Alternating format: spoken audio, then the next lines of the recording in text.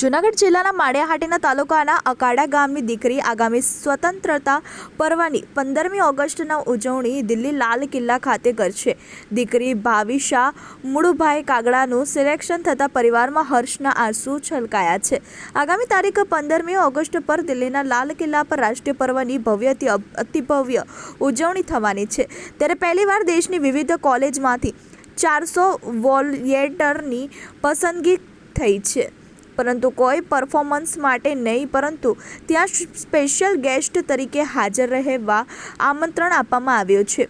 NS volunteer તરીકે પોરબંદર જિલ્લામાંથી એકમાત્રની પસંદગી થઈ છે। ભાવિશા મુળુભાઈ કાગડા પોરબંદરની ગુરુકુળ મહિલા આર્ટ્સ એન્ડ કોમર્સ કોલેજમાં અભ્યાસ કરી રહી છે અને જૂનાગઢ જિલ્લાના માળિયાહાટીના તાલુકાના આકડા ગામની વતની છે અને કાગડા ઠારણભાઈ હમીરભાઈની પૌત્રી છે।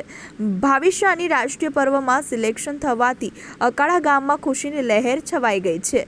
બનેસી ચુડાસમા, TV18 ન્યૂઝ, માળિયાહાટીના।